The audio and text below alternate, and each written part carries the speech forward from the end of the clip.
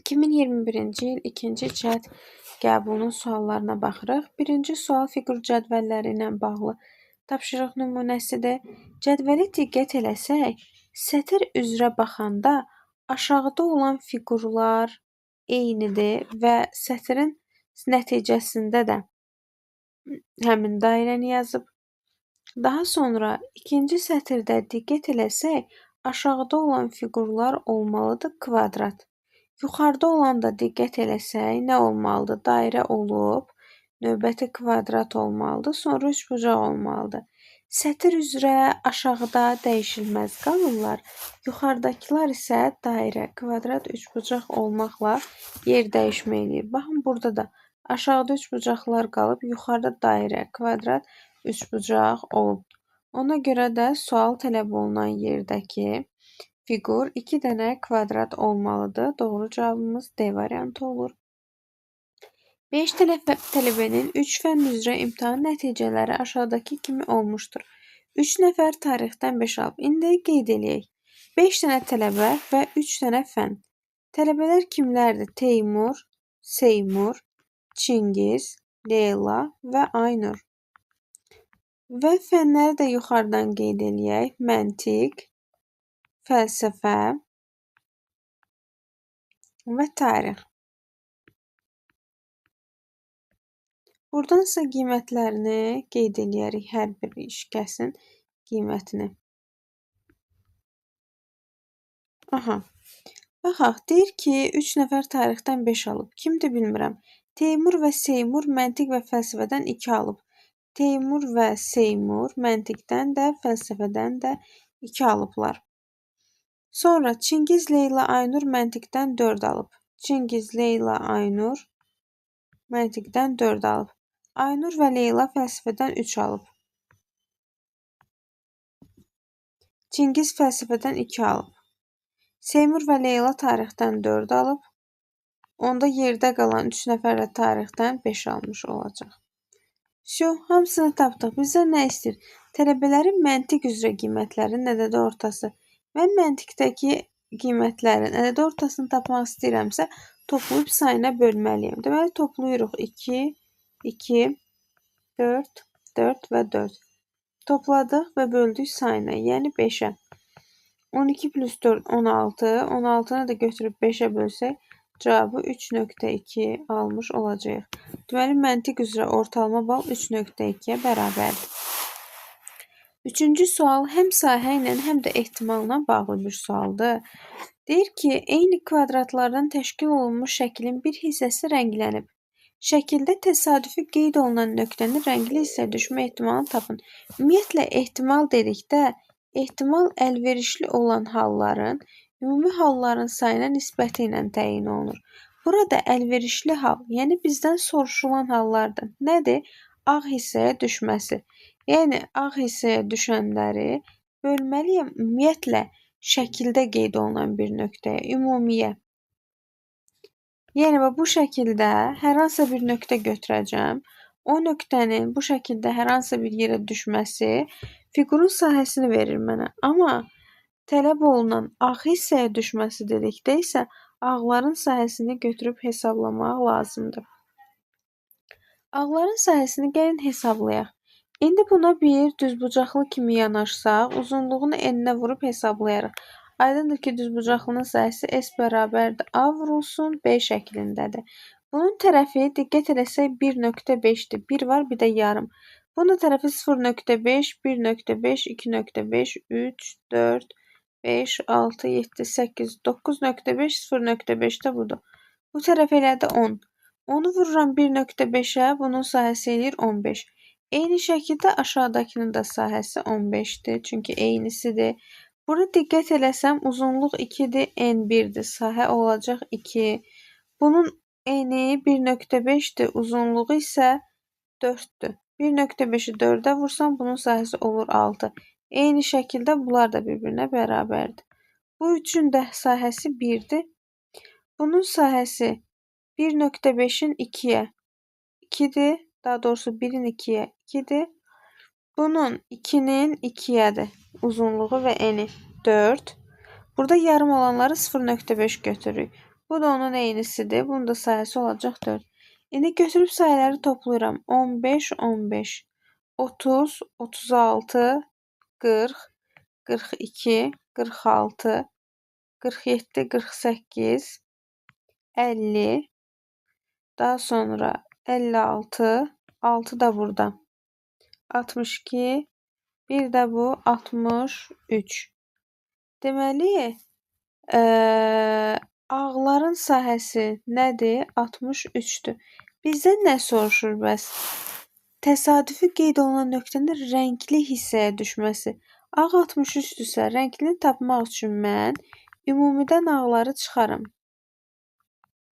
Ümumi diqqətlə baxsaq, bunun uzunluğu və eni 11-in 11-ədir. 11 vur 11 eləyəcək ümumi 121.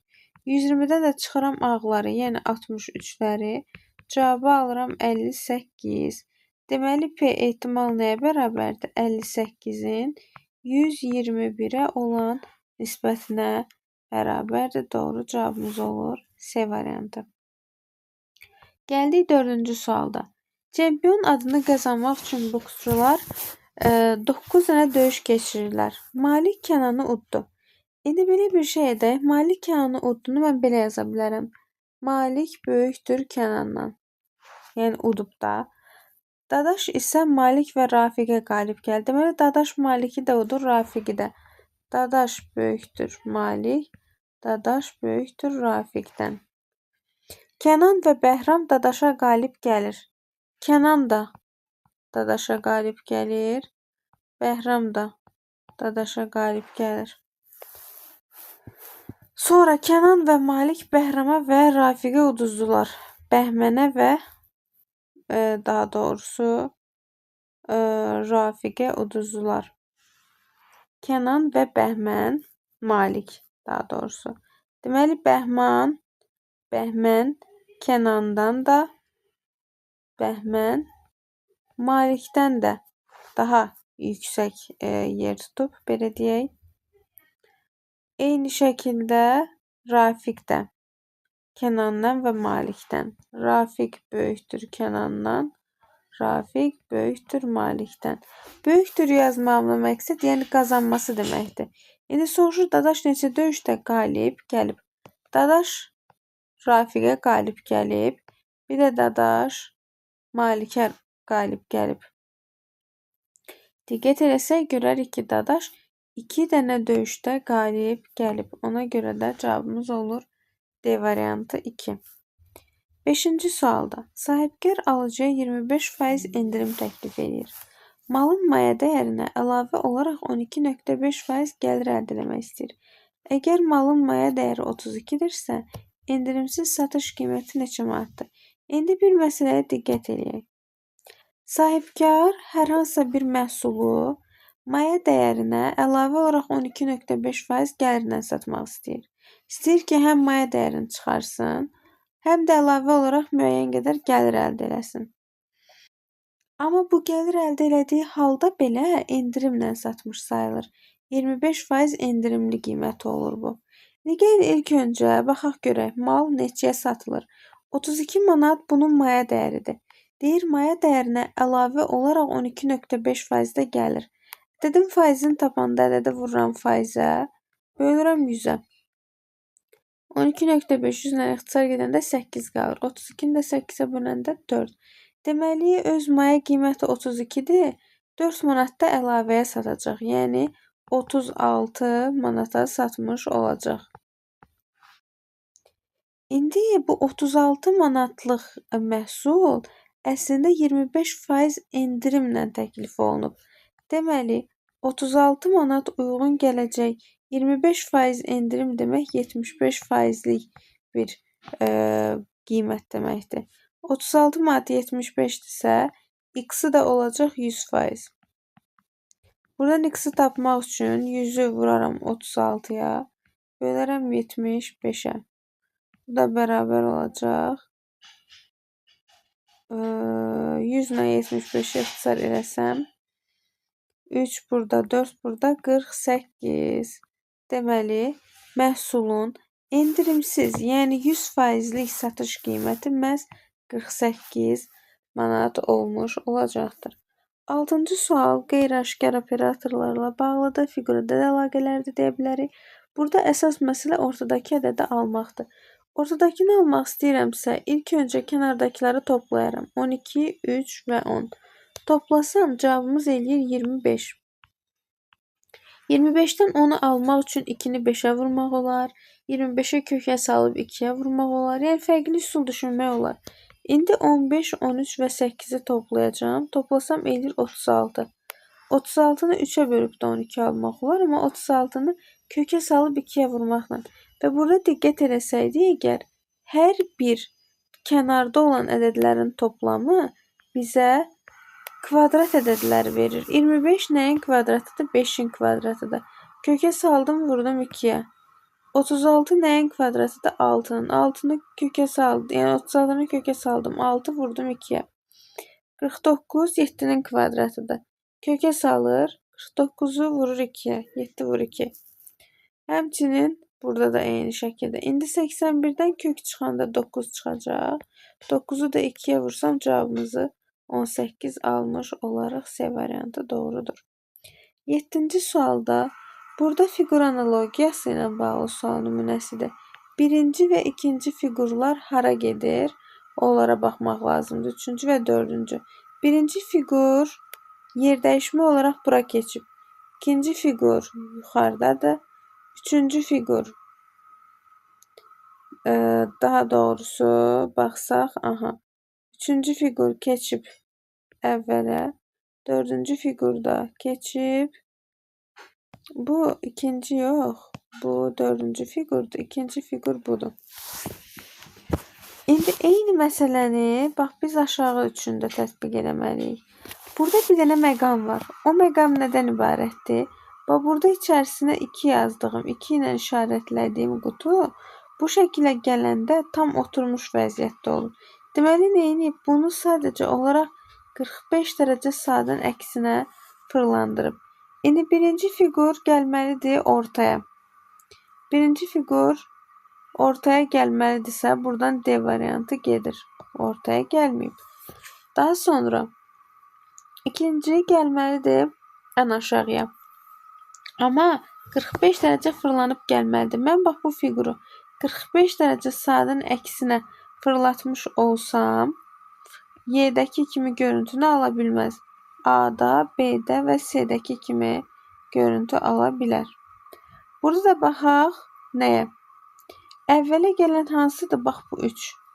Olduğu kimi gəlmir. 90 dərəcə aşıb gəlir. Baxın, bu da 90 dərəcə aşıb gəlmiş olsa, əvvəldə baxın, bu vəziyyətdə dayanmış olacaq. Burada əvvələ romb verib, burada da əvvələ romb verib. Bizə o lazım deyil. Əvvələ gələn hansıdır? Burada dayanan 3-cü əvvələ gəlməlidir. Ona görə də doğru cavabımız oldu A variantı. Keçdik 8-ci suala. Fiqur ardıcıllığı ilə bağlı bir sual nümunəsidir. Diqqət eləsək, burada hər bir qutunun içərisində olan xətlərin sayı müəyyən ardıcıllıqlardır. Burada xətlərin sayı 1-dir, 3-dür, 5-dir, 7-dir, 9-dur. Və növbətisində isə 11 dənə xət olmalıdır. Lakin cavablara baxanda cavabların əksəriyyətində 11 dənə xət var. 5, 6, A-da da 11 xətdir, B-də də 11 və C-də də 11 xətdir. Deməli, bizə bu xətlərin hansı formada olması lazımdır. Məsələn, A variantının səhv olduğunu görürəm. Çünki burada 3 dənə xətdir. Necə oldu 2-yə düşdü? A variantı buna görə səhvdir. Gəlirik B ilə C-yə baxırıq. B-yə, C-yə baxmadan əvvəl gəlin görək burada müəyyən ardıcıllıq var. O ardıcıllıq nədən ibarətdir? Birincisində bir dənə xət var.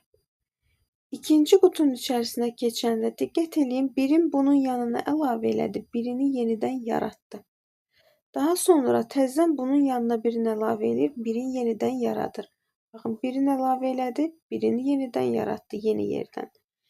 Daha sonra təzədən birini bunun yanına əlavə edir, birini onun sağ əqrəb istiqamətində yanına. Baxın, biri buradan, biri buradan əlavə olundu. Növbəti bir dənə bunun yanına əlavə eləyəcək, bir dənə də bura. Baxın, biri burada, biri burada. İndi sıra hardadır? Bir dənə qaldığımız yerə əlavə edirik, bir dənə də onun sonrasına. Deməli, burada belə bir xətt, sonra da belə bir xətt olmalıdır. Yəni, yuxarıda 4, 3, aşağıda da 2, 2 xəttlər olmalıdır. Bu səbəbdən doğru cavab C variantı olacaq. 9-cu sual.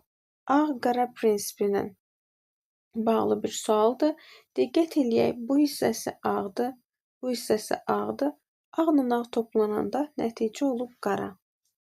Yoxlayırıq birinci ağ-qara prinsipini, ödənirsə tətbiq eləyəcəyik. Məsələn, ağla ağ qara verir. Diqqət edirəm, burada da ağla ağ mənə qara verir.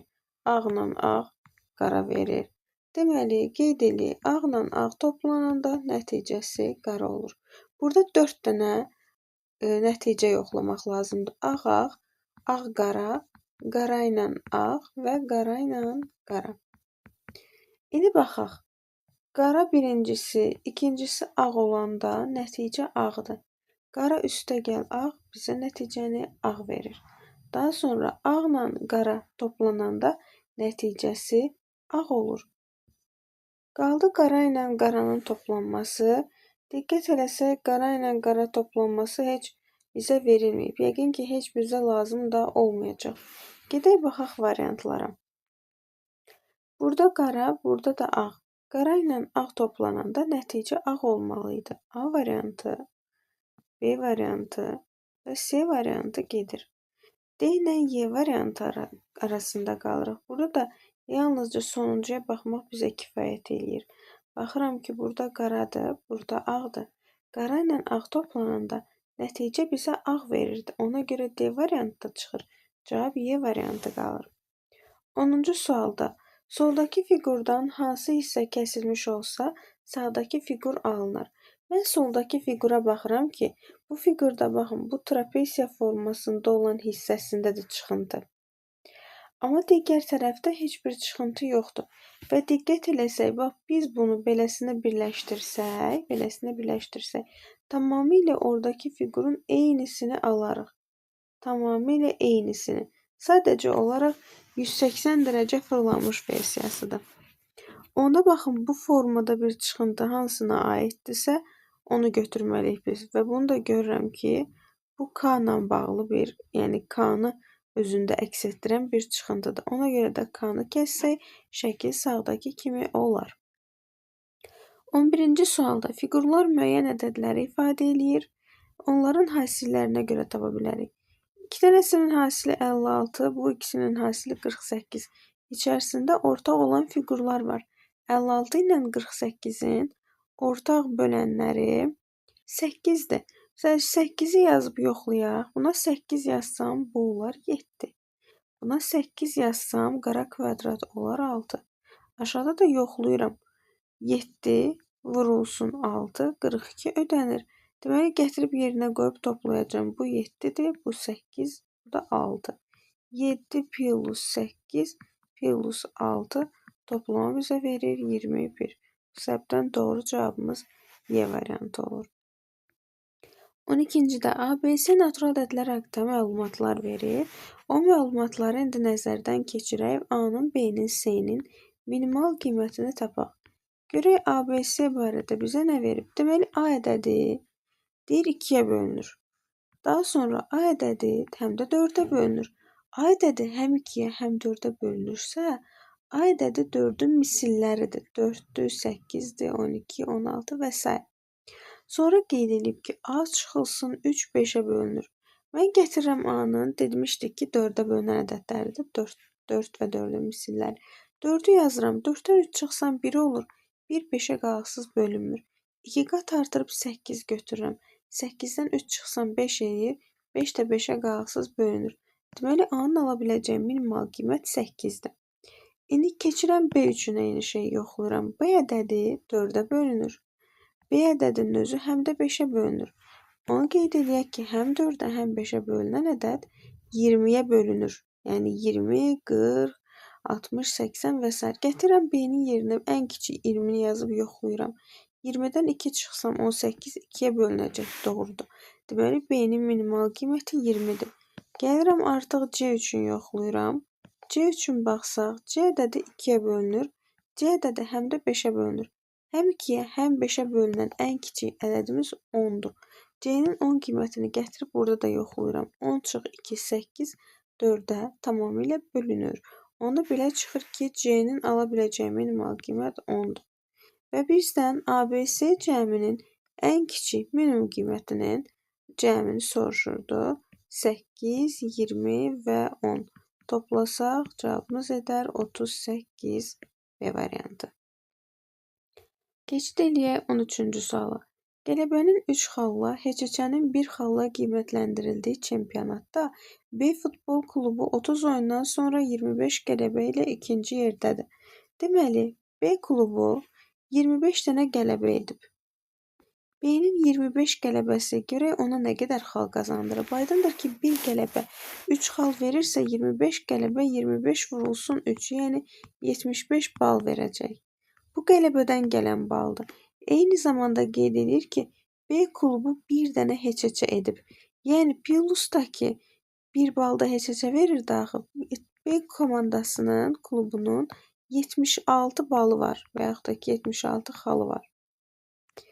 İndi deyir ki, A ondan daha az qələbə qazanıb. Yəni A-nın qələbələrinin sayı 25-dən aşağıdır. 24, 23 və s. Amma A-nın totalda balı 76-dan çoxdur deyir. Çünki A klubu ondan az qələbə qazansa da 30 oyundan sonra xalına görə öndədir deyir. A klubu ən çoxu neçə dənə HÇÇ etmiş ola bilər? Mən gəlirəm A-nın qələbəsinin sayını 25-dən az götürürəm. Məsələn, ya 24 ya 23. 23 və aşağı götürə bilmərəm. Niyə? Çünki mən 23-ü götürsəm, vursam 3-ə, alacam 69.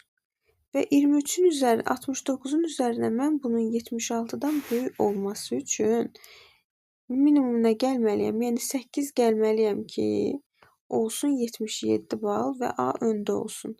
Amma indi diqqət edin, bu A komandası 23 dənə qələbə qazanıb. 8 dənə HÇÇ eləyə bilməz axı. Çünki 30 dənə oyun oynayıblar bunlar. 23-ün üstünə 8 gəlsəm 31 oyun eləyir. Onda belə çıxır ki, A-nın qələbələrinin sayı 24 dənədir. Götürək A üçün xalı hesablayaq.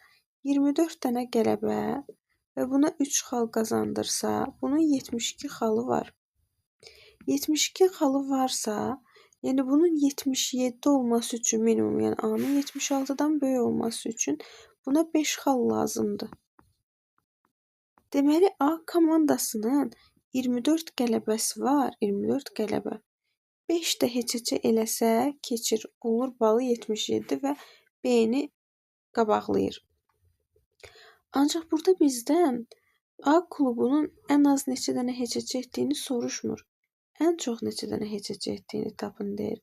A komandası əgər 24 dənə qələbə qazanıbsa, 6 dənə də HÇÇ eləyə bilər də. Bunun 6 dənə HÇÇ eləmə şansı var. Ona görə sualı sizdən 2 cür soruşa bilərdi. Ən az neçə dənə HÇÇ etməlidir desə, ən az 5 dənə HÇÇ etməlidir ki, onun balı 77 olsun və B-ni keçsin. Amma ən çox HÇÇ etmək deyəndə elə götürməliyəm ki, oyunların sayı 30-u aşmasın. Yəni bunun 24 dənə qələbəsi varsa, 6 dənə də maksimum HÇÇ eləyə bilər ki, 30 oyun aşılmasın. Ona görə maksimum HÇÇ-lərin sayı 6-ya bərabər olacaq. Deməli, keçirik 14-cü suala. Xəyali kesimlərlə bağlı sual nümunəsidir. Diqqət eləyək. Bax, buradakı fiqurdan müəyyən bir hissə kəsilib, baxın, bu formada götürülüb. İndi mən bunu bir dəfə sola açaram, bir dəfə sağa, bir dəfə də aşağıya doğru açanda, təbii ki, bax, bunun kənarları da bu formada olacaq. Bunun kənarları da bu formada olacaq. Həmçinin, bax, bu da. Və aşağıya açanda eyni şəkildə bütün kənarlar bu formada əyri olmalıdır. Mən zaten burada baxıram, burası verilib əyri, yuxarısı buranı düz verib. C variantı buradan səhvdir. Sağ tərəfini, sol tərəfini də əyri verməli idi. A variantı buradan səhvdir. Ortasında alınan fiqura diqqət edin. Belə bir çıxıntısı varsa, mən onu təzədən açanda orta gəlib rom kimi alınacaq. Kvadrat kimi alınmasını heç vaxt alına bilməz. Həmçinin Y variantında problem kənarların əyri olmamasıdır. Y də gedir. Bir dənə doğru cavab qalır D variantı. Daha sonra 15-ci sualda kubun yığın və sualın əvəzinə düzgün variantı seçin. Diqqət edəsək, kublar üçün qeyd eləmişik ki, kublarda qarşı üzlər heç vaxt eyni anda görünə bilməz. Səbəb budur ki, qarşı üzlərə, məsəl üçün, mən kuba öndən baxanda onun arxasını görə bilmirəm, üstdən baxanda altını görə bilmirəm. Bu səbəbdən onda ilk öncə biz qarşı üzləri təyin edirik, hansı ki 2 və 5 bir-birinin qarşısıdır. Sonra 1 və 3 bir-birinin qarşısıdır. Eyni zamanda 7 ilə də 4 bir-birinin qarşısı olan üzlərdir. Yəni bunlar bir təpəyə birləşən üzlər ola bilməz. Variantlardan 4 ilə 7 eyni andadır çıxıram. 3 ilə 1 eyni andadır çıxırıq. Həmçinin burada da 3 ilə 1 eyni andadır çıxırıq. 2 ilə 5 eyni anda görünə bilməz çıxıram və bir dənə doğru cavab B variantı qalmış olur. Sonra qanuna uyğunluğu müəyyən eləyin və sual əvəzinə uyğun variantı seçin.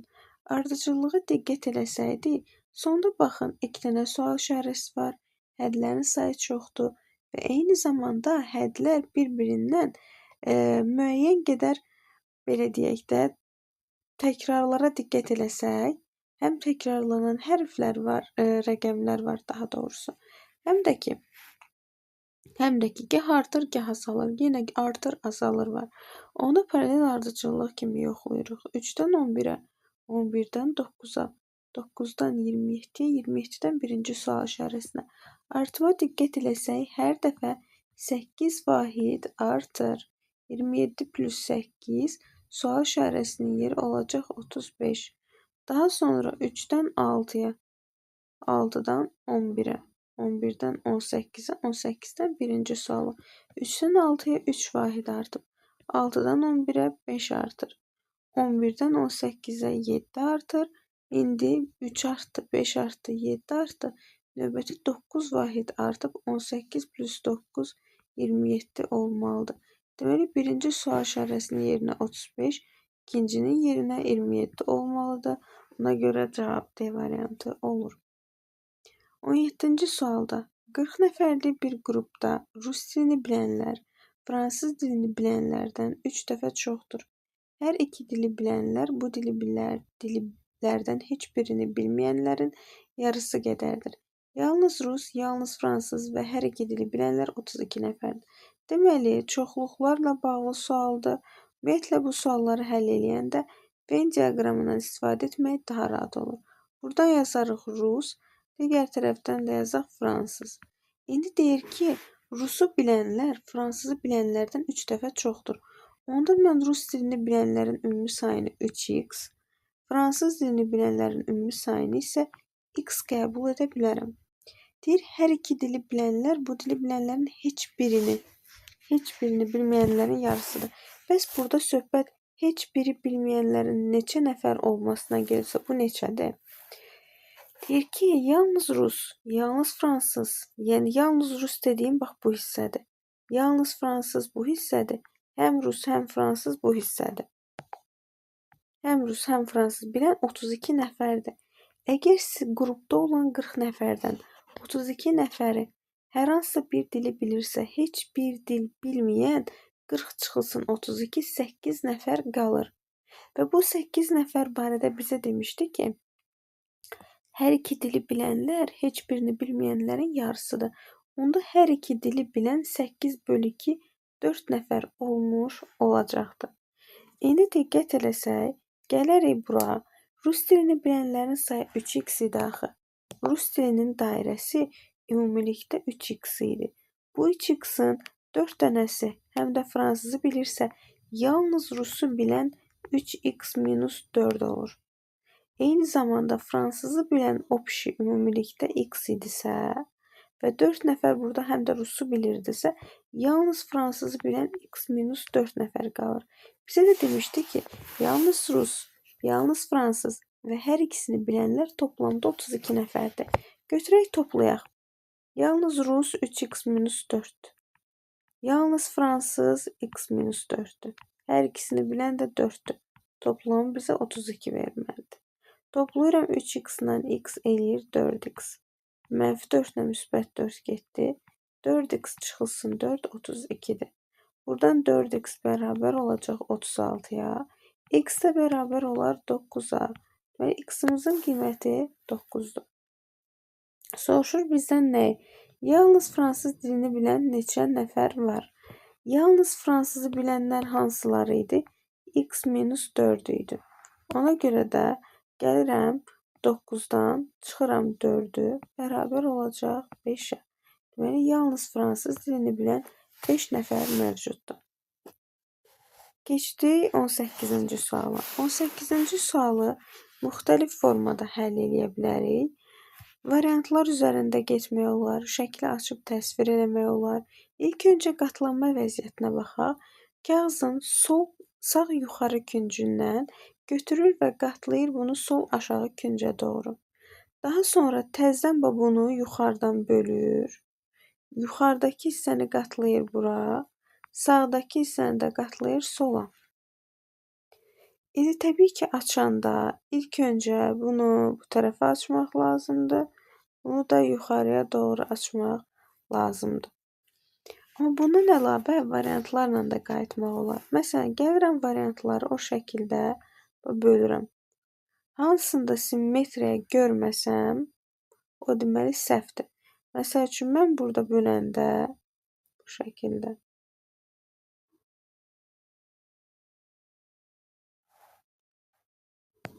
Bu şəkildə böldük.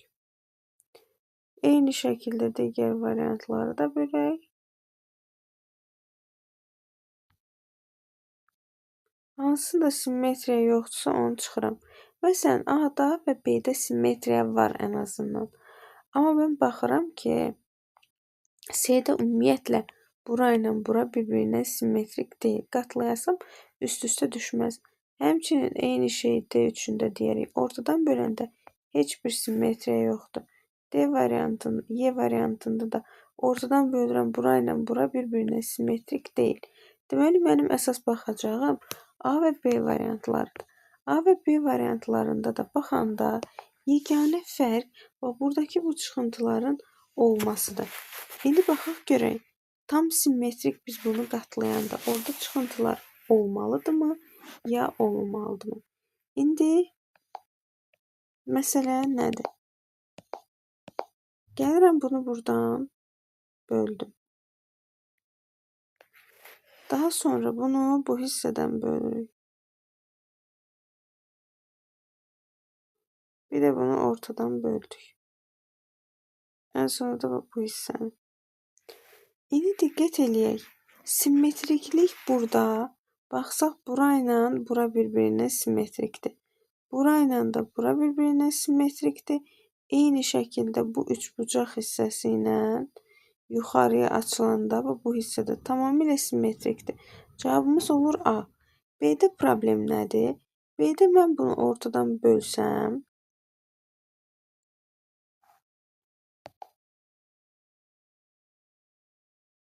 heç tam ortadan keçmir.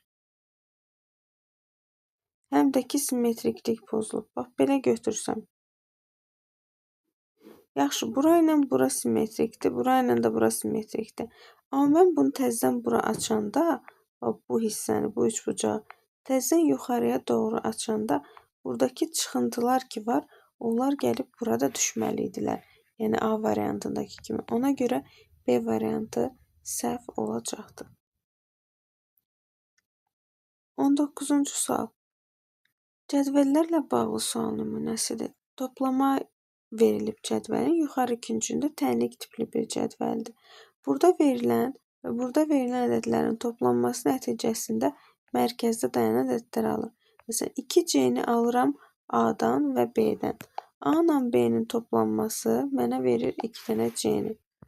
A plus B bərabərdir 2C. Daha sonra B ilə C-nin cəmi verir 22. B üstəgəl C bərabərdir 22. C ilə A-nın toplamı da verir 30. A plus C bərabərdir 30. İndi belə bir sistem tənlik alıram. Burada biz nə edə bilərik? Tərəf-tərəfə o ümumi toplamaq olar və yaxud da ki, ikisini toplayıb əvəz eləmək də olar. Gəlin solu və sağı bütövlükdə tərəf-tərəfə toplayaq. Soldakıları toplasam aydındır ki, hər bir toplanandan 2 dənə alaram. 2A, 2B, 2 dənə də C. Sağ tərəfi toplasam 2C üstəgəl 22 plus 30 eləyir 52. Soldan 2C, sağdan 2C atsam nə alacam? 2 dənə A üstə gəlsin, 2 dənə B bərabərdir 52.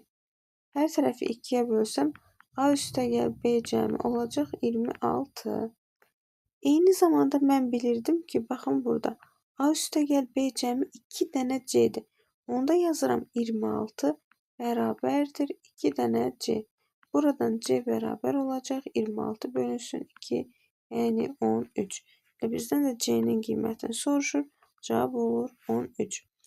20-ci sualın qanunauyğunluğu bundan ibarətdir ki, burada hər bir fiqurun mütləq şəkildə sırada güzgüsü olmalıdır.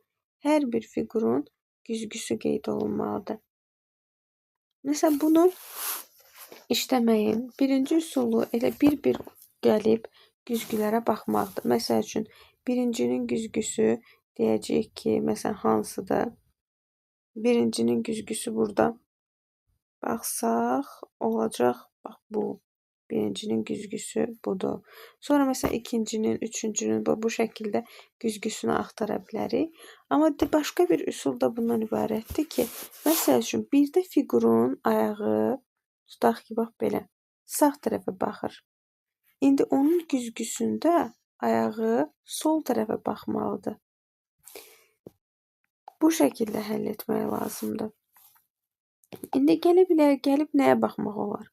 Məsəl üçün, ayaqların vəziyyətinə baxsam, yuxarısı dairə, ortası belə. Dairə bitişik, kvadrat olan. Məsəl üçün, burada hansı var? Bunun güzgüsündə təbii ki, belə bir şey olacaq da. Bu formada olacaq. Gedək görək onun ayağında həmin hissə varmı? Bəli, baxıram ki, elə bax bu, bunun eynisidir. Bu var. Və yaxud da ki, sırf variantlar üstündə getmək olar. Məsəl üçün, onun güzgüsü yuxarıda varmı? Məsələn, A variantındakı şəklin gəlin güzgüsünə yuxarıda baxaq. Görək onun güzgüsünü biz yuxarıda tapa bilirikmi? Bəli, A-nın güzgüsü baxın buradadır. A variantının güzgüsü eyni ilə bu şəkildə verildiyidir. Deməli, A artıq deyil. A-nın çünki güzgüsü var. Ümumiyyətlə, bu suallarda iki cür soruşa bilər. Hansı artıqdır, hansı daxil edilməlidir? B variantına diqqət edirəm. B variantının güzgüsü olacaqmı? Təbii ki, B-nin güzgüsündə ayağı sağ tərəfə baxacaq. Gedək ayağı sırf sağ tərəfə baxana baxaq. Baxsaq, bu deyil, bu olacaq. İndi diqqətlə nəzərdən keçirsək, bəli, B-nin güzgüsü sonuncu şəkil olmuş olur. Deməli, B-nin də yuxarıda güzgüsü var. C variantına diqqət eləsək, təbii ki, bunun ayağı beləsinə sağ tərəfə baxmalıdır. O da baxıram ki, dairəsi sola, ayağı da sola baxan. Buradakıdır. C variantındakı şəkildir. Deməli, bunun da güzgüsü tapıldı. Gələrəm D variantına baxaram. D variantının güzgüsü belə olmalıdır. Ortası dairə, burası üçbucaq, beləsinə və belə bir şey. Baxaq görək, həmin fiquru biz görürük. Ortası buradan, deməli, ortası sol tərəfə baxan, yuxarısı üçbucaq. Bunun güzgüsünü biz görə bilmirik burada. Deməli, artıq olan, elə D variantındakı şəkildir, çünki onun yuxarıda güzgüsü yoxdur. Amma Y variantındakı şəklin baxsaq, güzgüsü budur da, belə, bir də beləsinə. Onun yuxarıda güzgüsü var. Gələk baxaq görək hansıdır. D buradakı. İkinci şəkil onun güzgüsüdür. Hamısının yuxarıda biz güzgüsünü tapdıq. Artıq olan D variantıdır. Başqa necə yanaşmaq olar? Başqa belə yanaşmaq olar ki, gəlib sağa baxan ayaqları sayarıq. Birinin ayağı sağa baxır, ikisinin, sonra üçün, 4-ün, 5-in və 6 dənə. 6 dənə fiqurda ayağı sağ tərəfə baxır. 1, 2, 3, 4, 5, 6, 7 dənə fiqurda isə ayaq sol tərəfə baxır. Deməli, artıq olanlar hansılardır? Artıq olan sola baxan ayaqdır. Çünki əgər 6 dənə sağa baxan varsa, 6 dənə də sola baxan olmalıdır ki, bunların sayları bərabərləşsin. Deməli, biz sola baxan ayaqları çıxarmalıyıq. Konkret olaraq baxın, buradan nə gedir? Buradan gedir.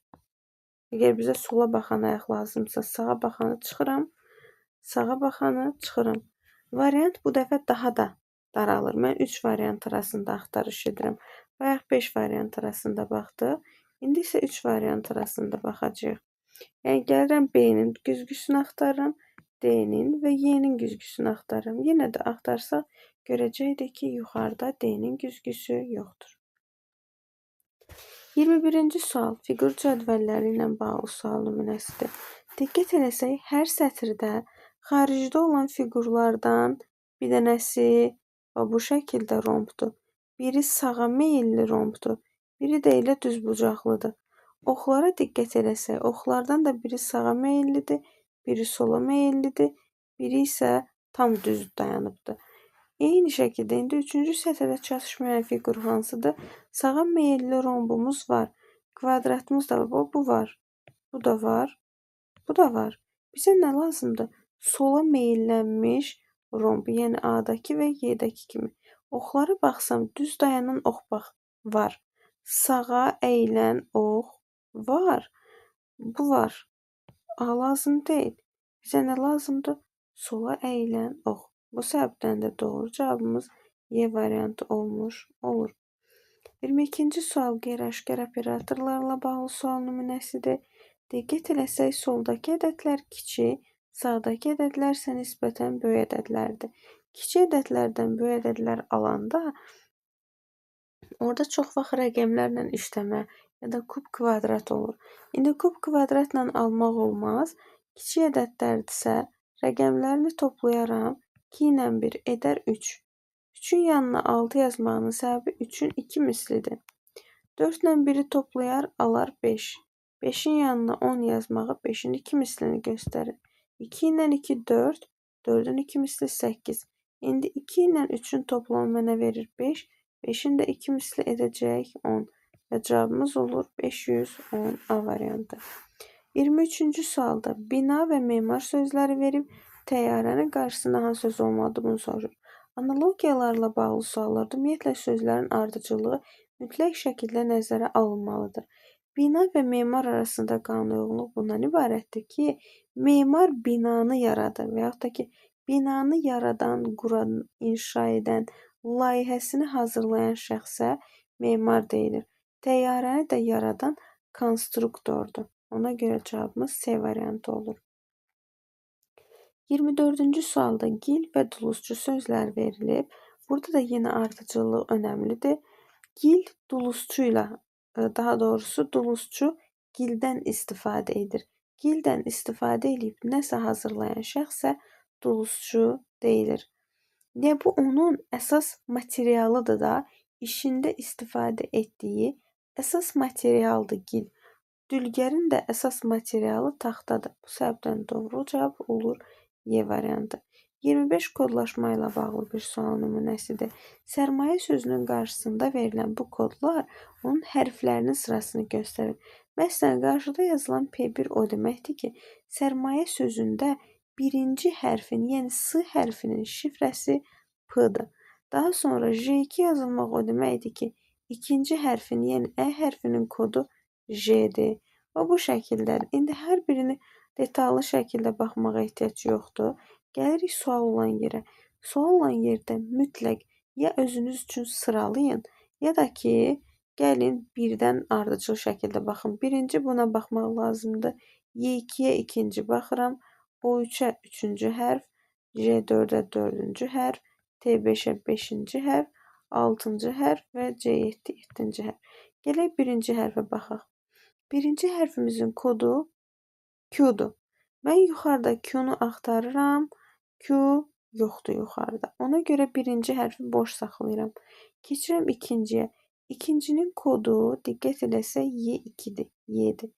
Gəlirəm yuxarıya baxıram. D, J, G kodların içərisində mən Y-ni görmürəm. İkincini də boş saxlayırıq.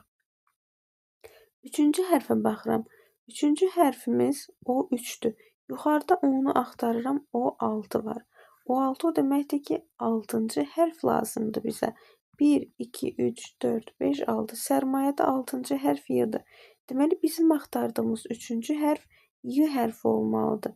Şikayət getdi, ticarət getdi. Ya ziyarətdir, ya ziyafət, ya da siyasətdir. Daha sonra, indi gəldik burada T5-ə. Daha doğrusu G4-ə. Dördüncü hərfi axtarıram. G hardadır? Burada. G5 var. G5 o deməkdir ki, bizə nə lazımdır? 5-ci hərf. Gəlirəm sərmayədə 5-ci hərfə baxıram. A-dır. Bizə də 4-cü hərf A-dır. Sonra 5-ci hərf T5. T-ni yuxarıda axtararıq, görməyəcəyik. T yuxarıda görünmürsə, yuxarıda görmədiyimiz bir hərf olmalıdır ümumiyyətlə.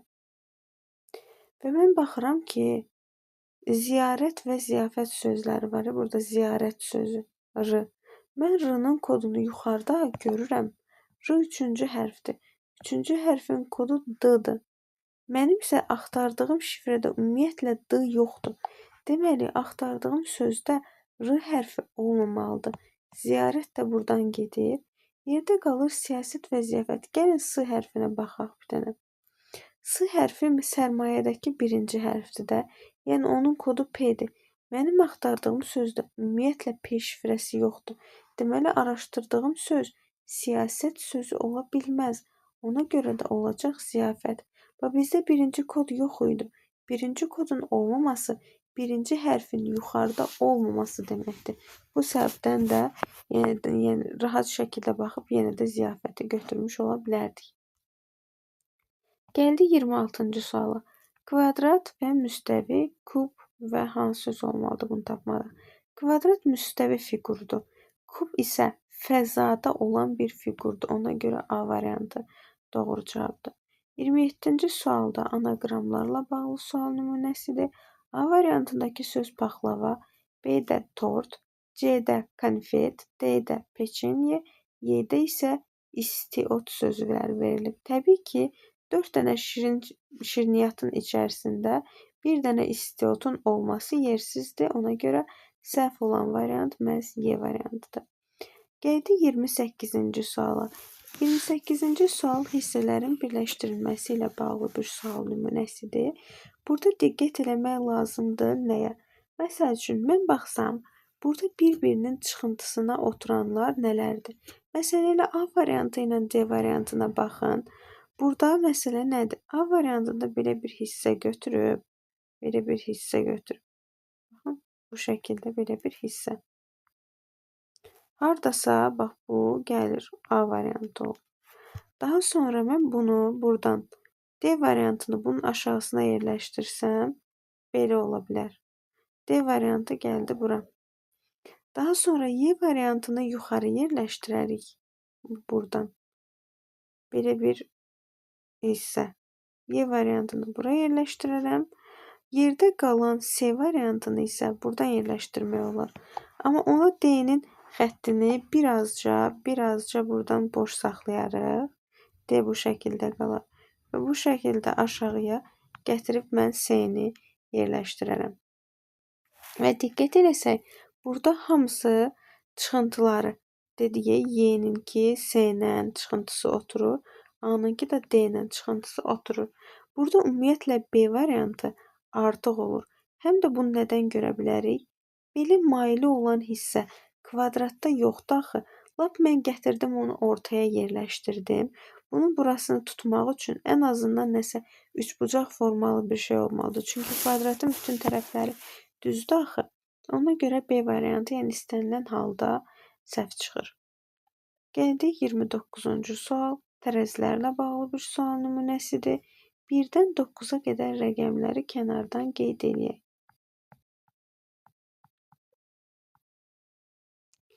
İndi baxıram, konkret olaraq başlayacağımız bir yer olmalıdır.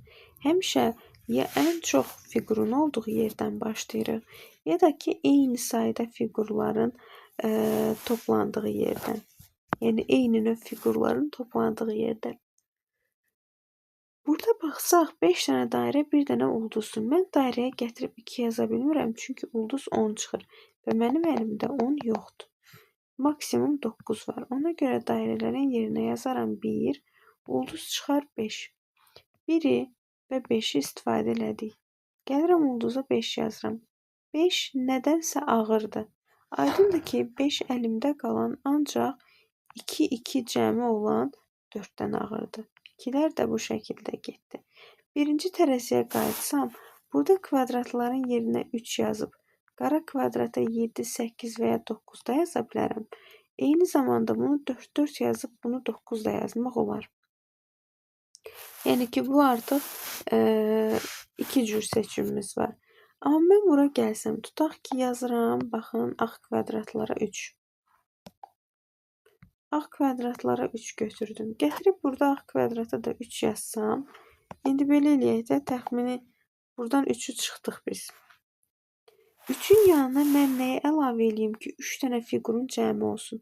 Ümumiyyətlə, yadınızda qalsın ki, daha az sayda fiqurlar, daha çoxlu sayda fiqurlara bərabərdirsə, onda az olanlara daha çox qiymət, çox olanlara isə daha az qiymət vermək lazımdır.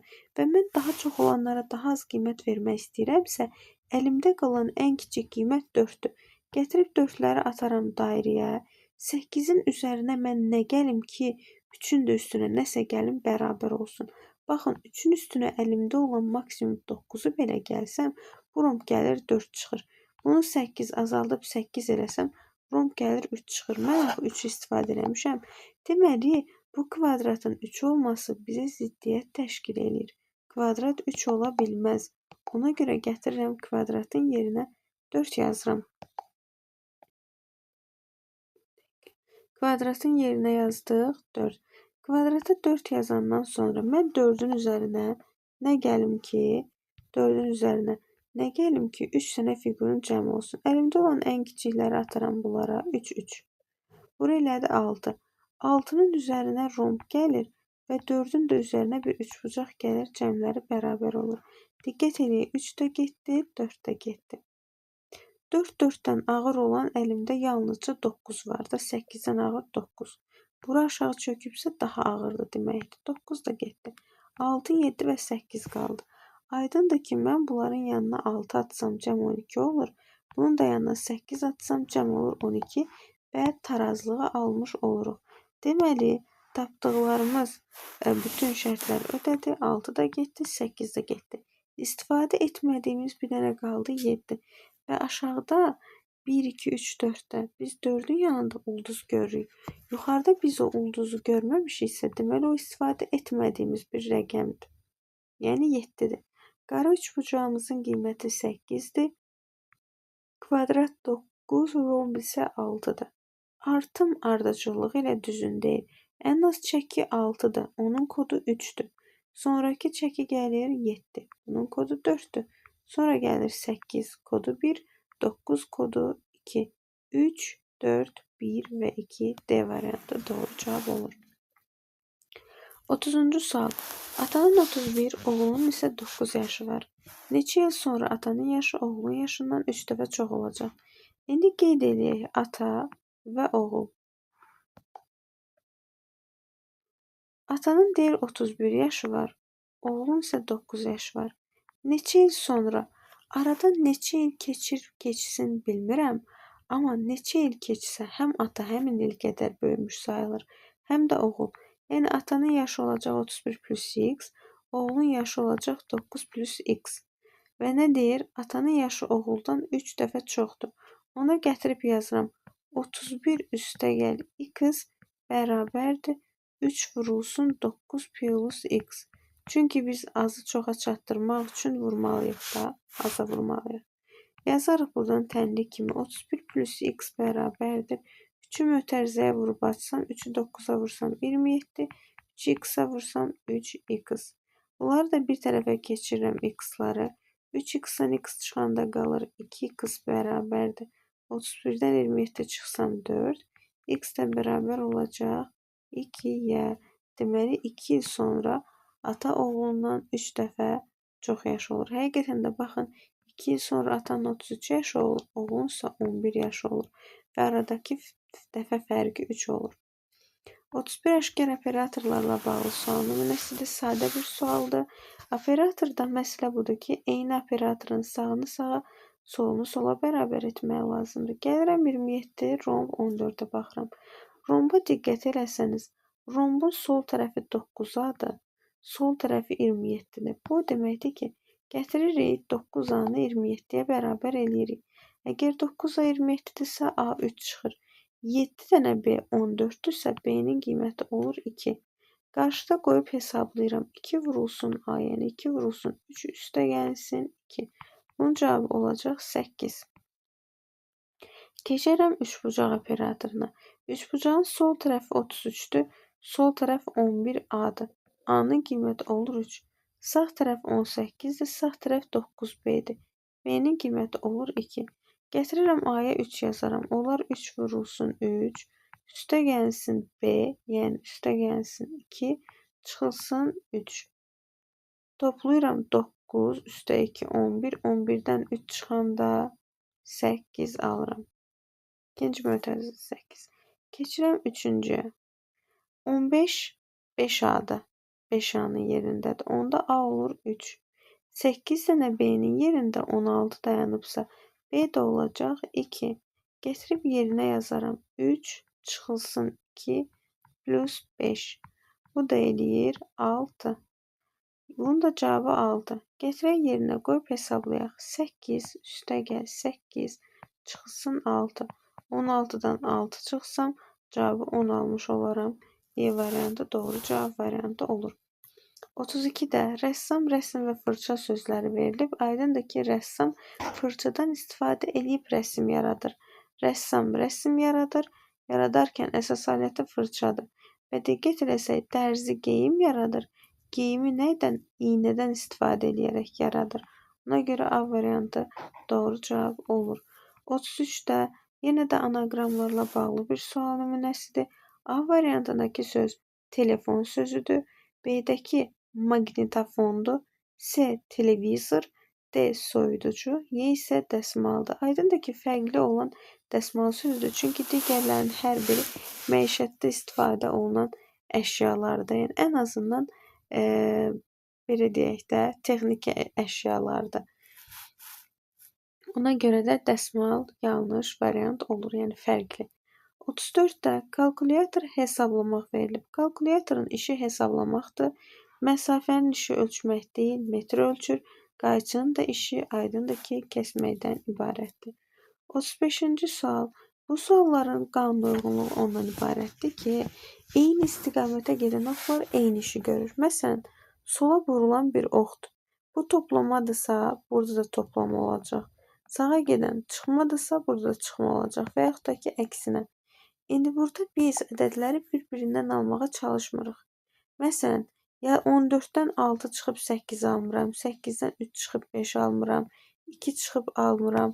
Qanunauyğunluq burada bundan ibarətdir ki, məsələn, 14-ün üzərinə məsəl üçün deyirəm 8 gəlirəm, buradan 5 çıxıram, üzərinə 3 gəlirəm, 1 çıxıram və 9 alıram.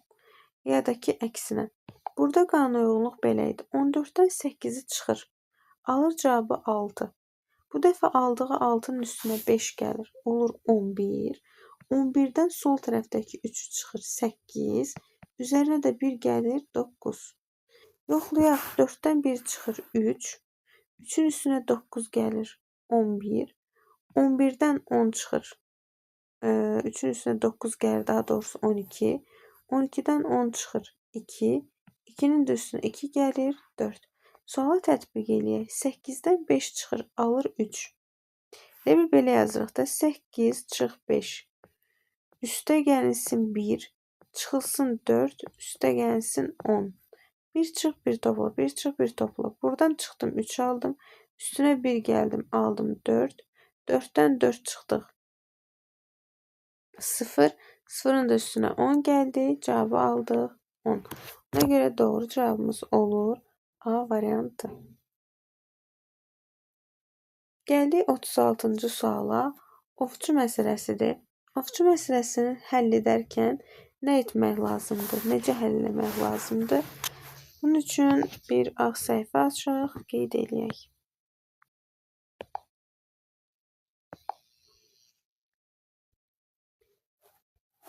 Deməli, burada nələr var? Nələr olsa onu qeyd eləyəcəyik. İlk öncə məsələnin şərti ilə tanış olaq.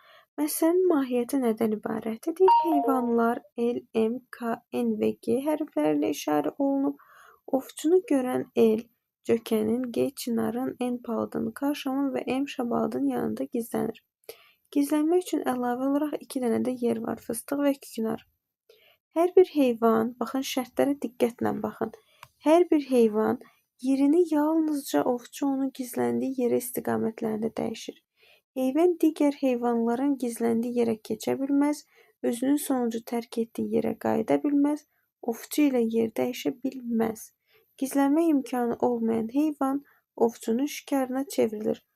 Ovçu müxtəlif gedişlər edir. 9-cu gedişdə hansıdır? Məsəl üçün heyvanları şikara çevrilmiş olacaq. Bunu tapmalıyıq.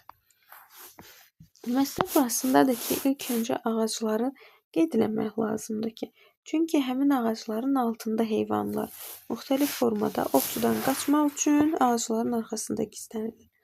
Ağacları yazaq Cökə, Çınar, sonra Palıd, Şam,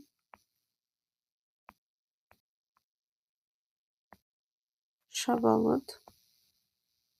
Əlavə olaraq 2 yerdə var. Fıstıq və küknar. Bir də mən bu cədvəli böləcəm 9 yerə. Çünki 9 gediş var.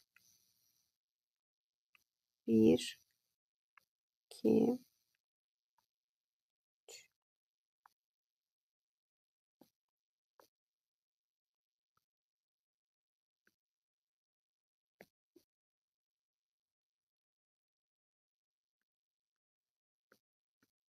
Gedişləri də kənardan yazaq. 1, 2, 3, 4, 5, 6, 7, 8, 9. Gedişləri qeyd elədik. Deyir ki, El Cökənin hal-hazırda G Çinarın arxasındadır.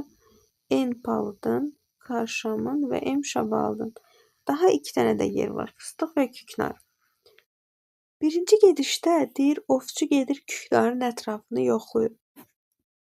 Ovçu bura gələndə heç bir heyvan yerindən tərpənmir. Çünki bizə demişdi ki, heyvanlar yalnızca ovçu onlara doğru istiqamətlənəndə yerini dəyişir. Burada hal-hazırda fıstığın altı bomboş qalıb. İndi nəhayət ovçu ikinci gedişdə heyvanların üzərinə gedir. Gedir şabalının ətrafına. Ovçu şabalının ətrafına gələndə burada olan M qaçmalıdır. M hara qaçsın?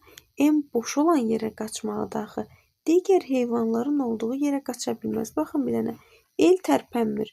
G-dir, N-dir, K-dır. Bunlar öz yerindədir də. Onların qorxusu yoxdur. Çünki ovçu onlara tərəf gəlməyib ki. Deyirdi ki, qaçan heyvan ovçu ilə yer dəyişə bilməz. Onda hara qaçmalıdır bu M? Məcbur fıstığın altına qaçmalıdır. Çünki boş olan ağac fıstıqdır. Hal-hazırda 6 boş olan ağac küknardır. Diqqət edin, bir dənə küknardır. Heç bir heyvan ovçu ilə yer dəyişə bilmir deyə həmişə ovçunun çıxdığı ağac boş qalmalıdır. Üçüncü gedişdə deyir, Cökənin ətrafını yoxlayır. Ovçu gəldi Cökənin ətrafına. El qaçmalıdır. Bu elin qaça biləcəyi yer boşluq olan yerdir. Boşluq da küknarın altıdır da. Qaçdı küknara. G-dir, N, K və M də tərpənmir öz yerindədir. Yenə də ovçunun altı boş və qaçan heyvan gəlməlidir bu dəfə şabalda. Çünki boş olan şabaldır. 4-cü gedişdə gedir palıdın ətrafını yoxlayır. Bura gələndə G öz yerindədir, K öz yerində, M də həmçinin L-də. Qaçan heyvan N olmalıdır da. N hara qaçsın? Boşluğun altına. Yəni ki, ancaq şabalda qaça bilər. Yenə də ovçunun altı boş olur. Bu dəfə boş ağac cökədir. Qaçan cökəyə gəlməlidir. 5-ci gedişdə ovçu gedib çinarın ətrafını yoxlayır. Çinarı yoxlayanda G qaçmalıdır. Hara qaçsın? Baxın bura. K öz yerində, N, M, L öz yerində qalıb hələ ki. Ovçunun altı boş, qaçan heyvan palıda gəlməlidir. Çünki boş olan ağac palıdda hazırda. 6-cı gedişdə gedir şamın ətrafını yoxlayır. Şamı yoxlayanda K qaçır. K hara qaçacaq? Təbii ki, palıda. G öz yerindədir. N də, M və L də. Tərpənmirlər.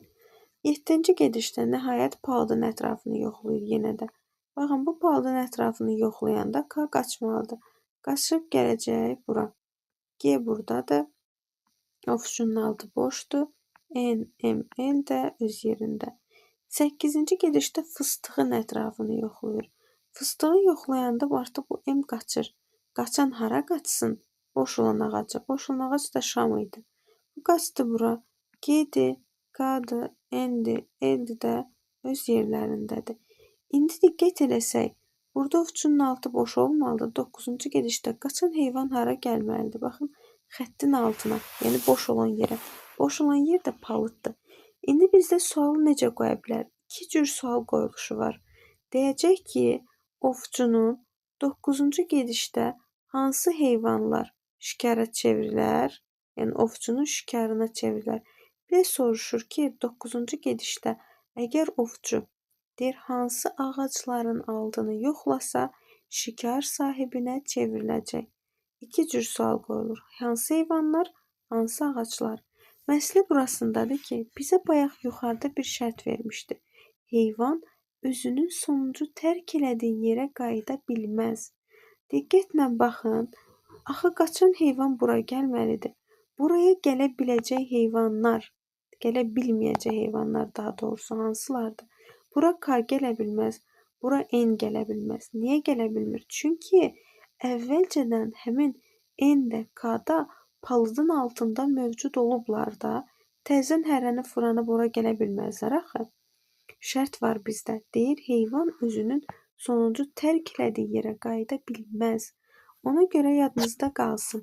Bizdən soruşsa ki, 9-cu gedişdə hansı heyvanlar şikara çevrilir? Hər zaman 9-cu sırada xəttin üstünə baxın. Xətt var ya 9-cu sırada qaçan heyvan hara gəlməlidir? Bax bura. Onun üstündəki, bu xəttin üstündəki heyvanlara baxıram. N və K. Cavabımız olacaq N və K. 3 və 4. Amma bizdən ağac soruşsa nə edirik? Ağac soruşsa aydındır ki, bura gələ bilməyən heyvanlar N-lə K-dır da. N-lə K axırıncı dəfə hansı ağacın altında olub? K olub çinarda, N də olub şabalıdda. Deməli, çinar və bunlar şabalıdı yoxlamış olsalar, şikar tutacaqlar. Buna da səbəb nədir? Bir dənə baxın. Əgər ovçu bax bura gəlsə, K qaçmalıdır da. K qaçar. Hara qaçmalıdır? Məcbur qaçan ancaq bura qaçır da. K özünün sonuncu tərk elədiyi yerə gələ bilmir axı. Ona görə ovçu onu tutur. Eyni şəkildə ovçu bura gələndə N məcburdur. Şikara çevrilmək üçün qaçmaq istəyir. Amma N qaçmaq istəsə bura gələcək. Burada gəlməsi buna ziddiyyət təşkil edir. Çünki əvvəlcədən də o palıdın altında olub zaten. Gedə bilməz bu dəfə də palıda. Bu səbəbdən heyvan soruşsa N və K, ağac soruşsa çinar və şabalıdı götürmüş oluruq. Bu şəkildə deməli cavabımız oldu B. Keçək indi digər suala. 37-ci sual. 37-ci sualda N və H-ın hasilini bizdən soruşur. İndi mən bu cədvəli daha rahat görmək üçün nömrələyə bilərəm. 1, 2, 3, 4, 5, 6 və 7. 1, 2, 3, 4, 5, 6 və 7.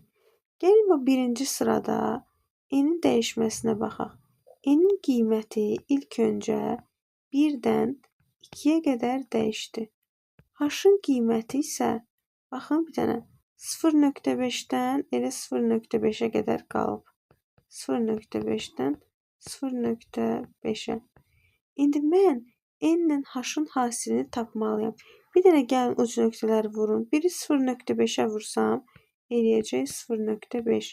Buradakı 2-ni 0,5-ə vursam, eləyəcək 1. Deməli, mənim qrafikim birincidə 0,5-dən 1-ə qalxmalıdır. Baxın, zaten bütün variantların hamısında 0,5-dən 1-ə qalxıb. Bu bizə çox da kömək olmur.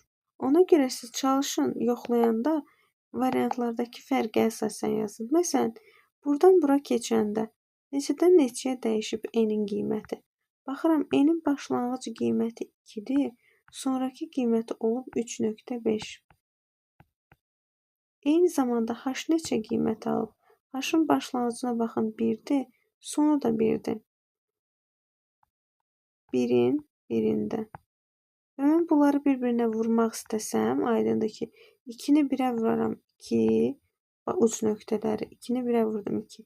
3,5-i 1-ə vurdum, elədi 3,5.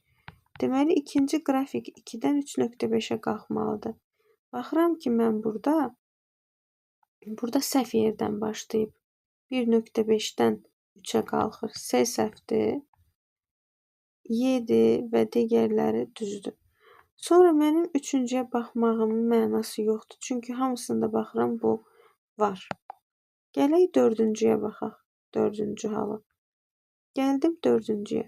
Burada n-in qiyməti 3-dən 4-ə dəyişib. Baxın, h-ın qiyməti isə 1-dən dəyişib neçəyə? Elə 1,5-dən 1,5-ə. Vuraram uc nöqtələri bir-birinə. 3-ü vurdum 1,5-ə, elədi 3,5. Son nöqtə 4-dür. 4-ü də vurdum 1,5-ə, elədi 6.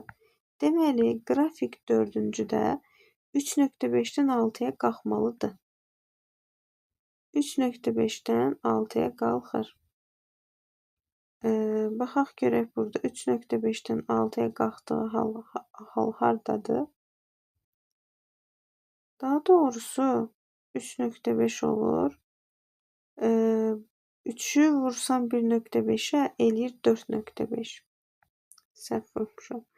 4,5. 4,5-dən qalxmalıdır bunun qiyməti. 4-ü vursam 1,5-ə 6-ya. 3-4 arası 4,5-dən 6-ya qalxmalıdır. Baxın, bir dənə burada 4,5-dən qalxır 6-ya. Bu uyğun gəlir. Burada uyğun gəlmir. Baxın, bu uyğun deyil, bu uyğun deyil. A da getdi, B də getdi. Həmçinin Y də gedir. Bir dənə uyğun qalır D variantı. Çünki burada 4,5-dən qalxıb 6-ya. Daha sonra digərlərini də yoxlamaq olardı. Yəni, yoxlayacağımız əsas məsələ nədir? Ardıcıl baxmaq lazımdır. Məsəl üçün, burada n-in başlanğıc qiyməti 4, son qiyməti neçədir? 3-dür.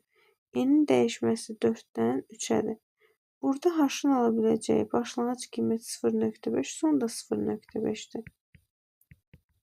Və mən bunları götürüb bir-birinə vursam, 4-ü 0,5-ə vuranda 2 alıram, 3-ü 0,5-ə vuranda isə 1,5 alıram.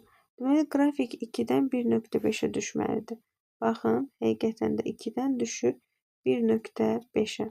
Sonrakında da həmçinin eyni şəkildə artım var. Yəni, hamısını bu formada yoxlamaq olar. Gəldik 38-ci suala. 38-ci sualda vurma ilə bağlıdır, şifrəli əməllərlə bağlı sual nümunəsidir. Bu sualı həll etməyin ən rahat yolu nədən ibarətdir? M-nin P-yə hasilini verib, M-nin Q-ya da hasilini verib, M-nin PQ-ya hasilini soruşur. Qeyd edirəm, M-in vurulsun PQ.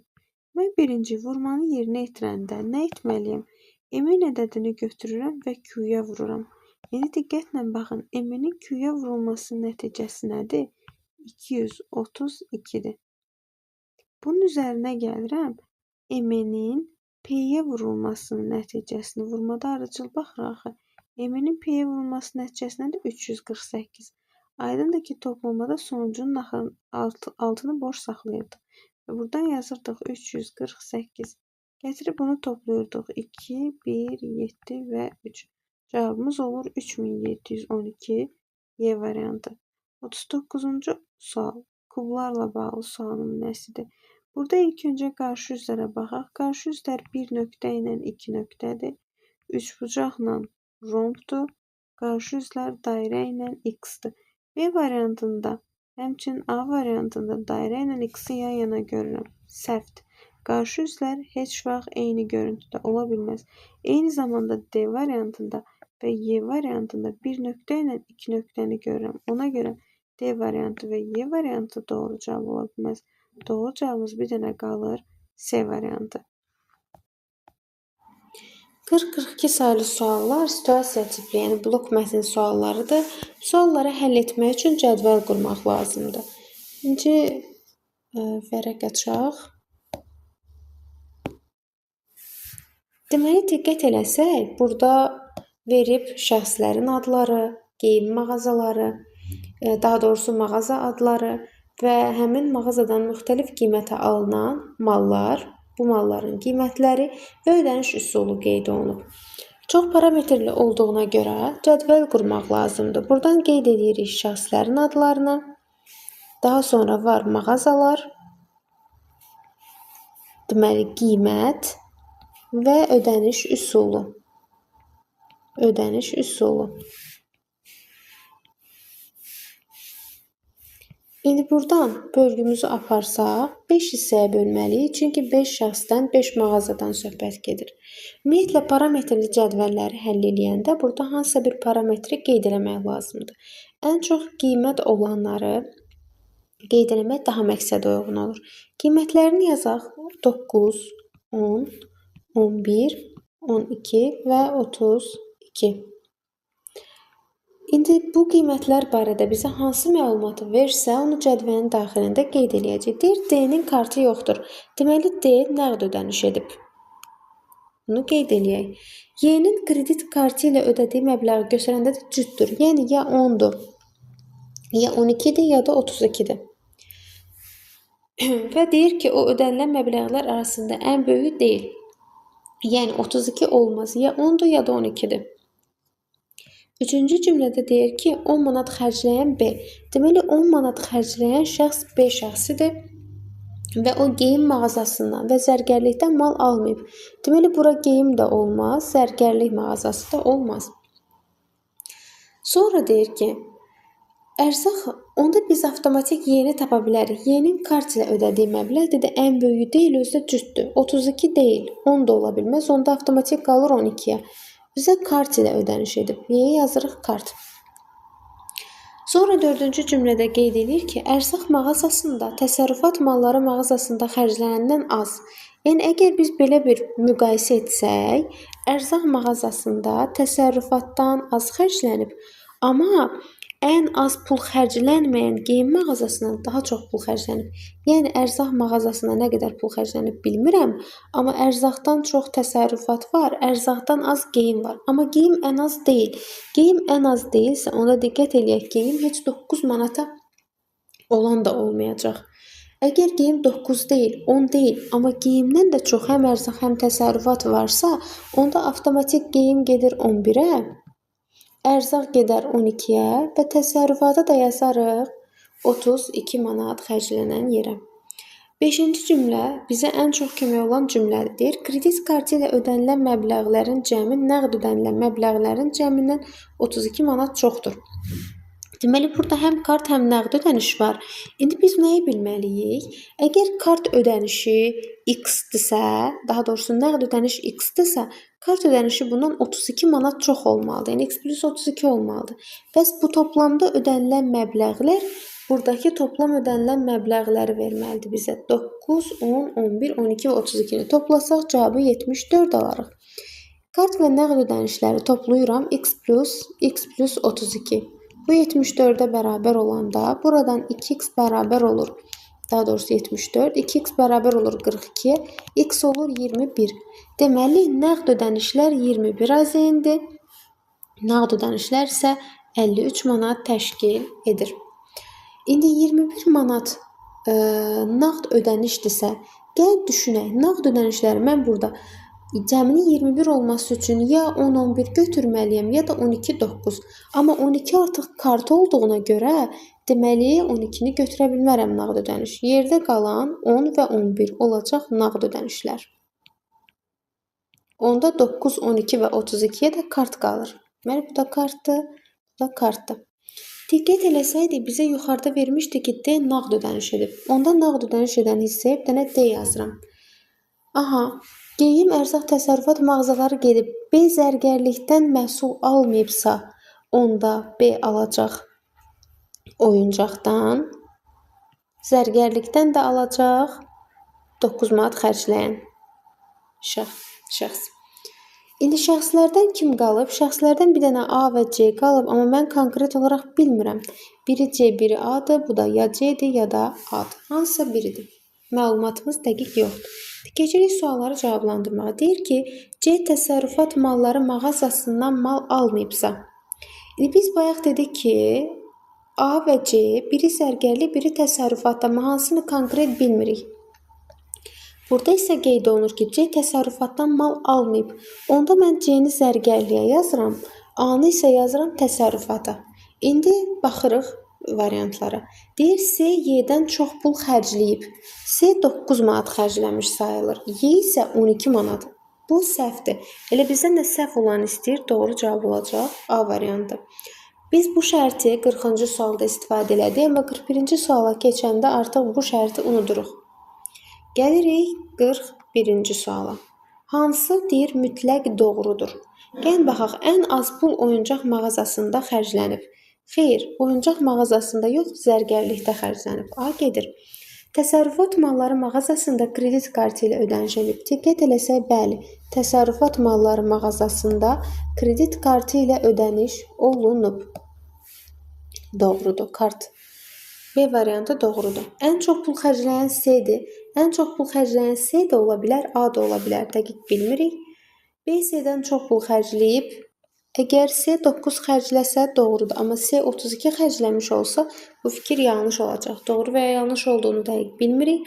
7 isə deyir, mağazaların ikisində kartla ödəniş, xeyr, ikisində nağd, üçündə kart ödənişi olur. Görə B doğrudur. 42-də oyuncaq mağazasından neçə manat pul xərclənib deyir. Diqqət eləsək, oyuncaq mağazasında 10 manat pul xərclənib. Cavabımız olur A variantı. Keçirik növbəti blok sualına. Bu sual operatorlarla bağlı bir sualdır. Deyir, yalnız natural ədəd tətbiq olunan A və B operatorları haqqında bizə məlumdur ki, A operatoru nə edir? A operatoru tətbiq olunanda ədədi 3-ə vurur və üzərinə 1 gəlir. B operatorunu tətbiq eləyəndə isə ədədi 2-yə vurur, üzərinə isə 3 gəlir.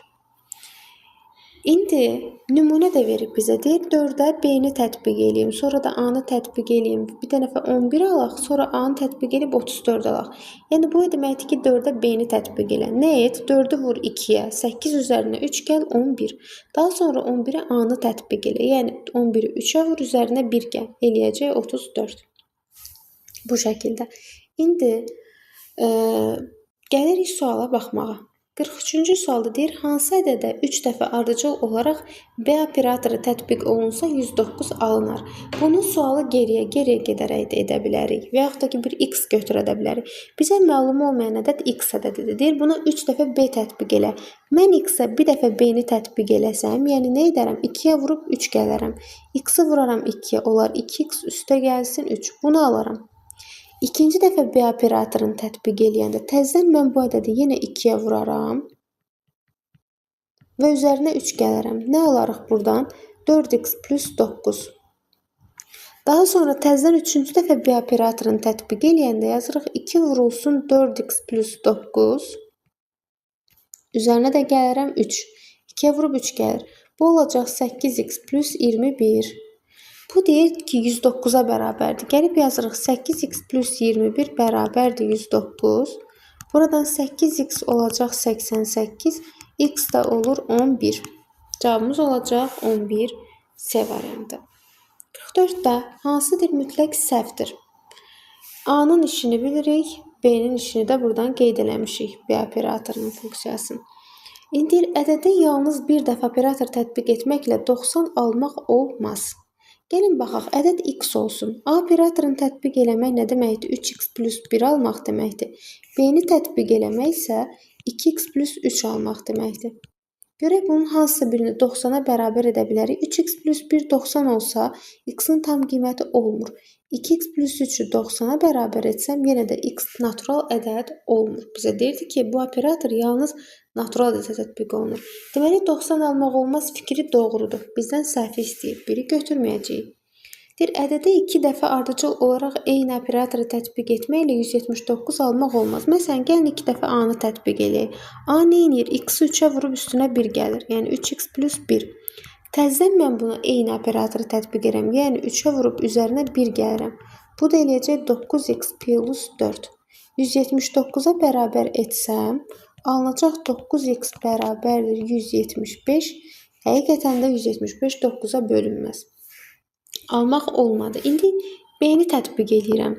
B-ni tətbiq eləyəndə B nə edirdi? 2-yə vurub 3 gəlirdi. X-i vuraram 2-yə, olar 2x üstünə 3 gələrəm. Təzədən bir də B-ni tətbiq edərəm. Yəni 2-yə vurub üzərinə 3 gələrəm. Bu eləyəcək 4x plus 6 plus 3, yəni 4x plus 9. Bərabər eləyirəm 179-a. Buradan 4x alınır 170.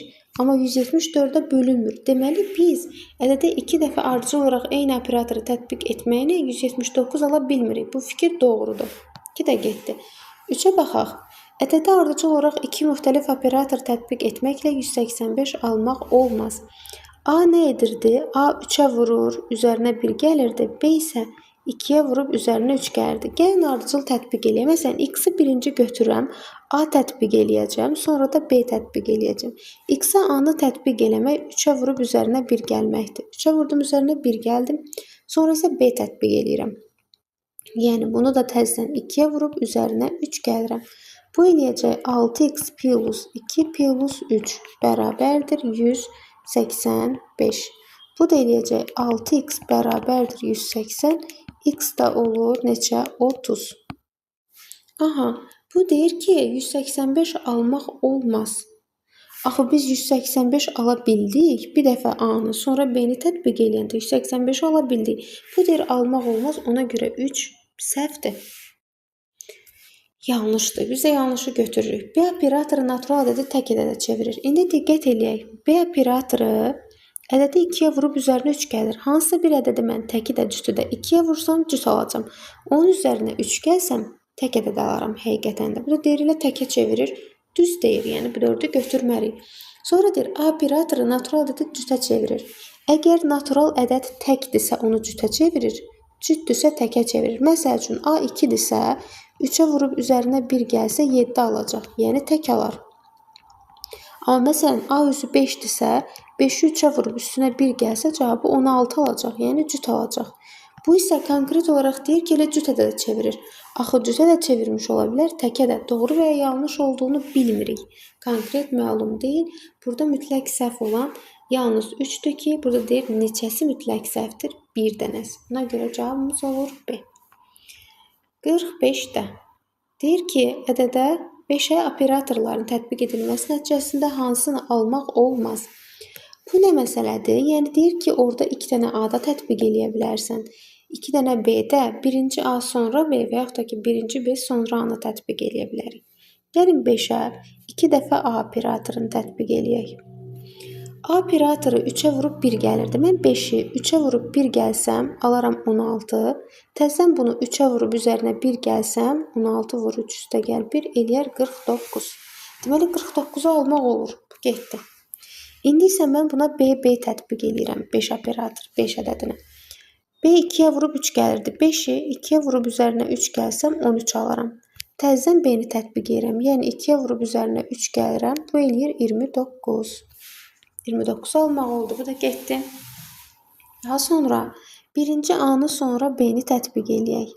A-nı tətbiq eləyirsək 3-ə vurur 1 gəlir. Yəni 5-i vuracaq 3-ə üzərinə 1 gələcək, olar 16. Sonra isə B tətbiq edirəm. Yəni 2-yə vurub üzərinə 3 gəlirəm. 32 plus 3 eləyər 35. 35-i də almaq olur. İndi isə dəyişirik. Birinci B sonra A tətbiq eləyirik. 5-ə B-ni tətbiq eləsəm, 5-i vuraram 2-yə üzərinə 3 gələrəm, olar 13. Daha sonra keçərik A-nı tətbiq eləməyə. 13-ü vurar 3-ə, üzərinə 1 gələr. Cavabı alarıq 40. Deməli 40-ı da almaq olur. Ala bilməyəcəyimiz ədəd dənə 39 ədədidir. Yəni doğru cavabımız olur B. Keçdik 46-cı suala. Yenə də mətn təhlili ilə bağlı bir sualdır. Müxtəlif kanallarda, müxtəlif saatlarda başlanan verilişlərin adları qeyd olunub. İndi yazaq buradan kanal, saat və veriliş.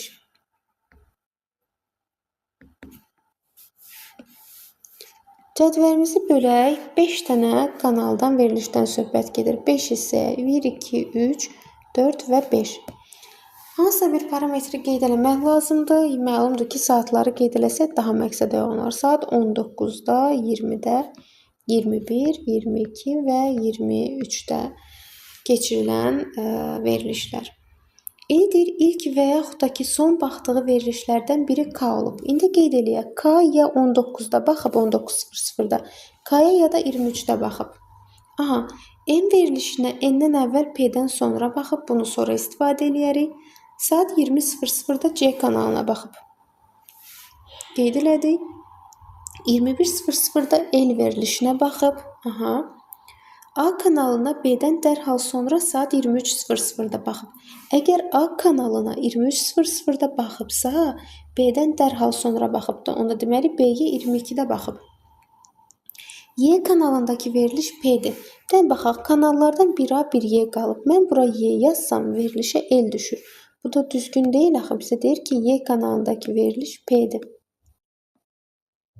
Onda gətirirəm Y kanalını buraya yazıram. Buradakı verilişə də P qeyd edirəm. K-nı ya əvvələ ya sona yazmalıydıqsa, əvvələ gəlmir. Deməli, K sonda olmalıdır. P, L, K. İndi qayıdaq bu cümləyə. M verilişinə N-dən əvvəl, P-dən sonra baxıb.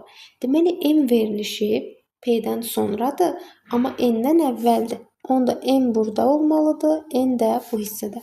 Bir dənə kanallardan D qalıb. D-ni də yazdıq bura. Bütün kanallar, saatlar və verilişlər tapıldı. Deyir, mütləq doğrudur. B kanalındakı veriliş K-dır. Səhvdir.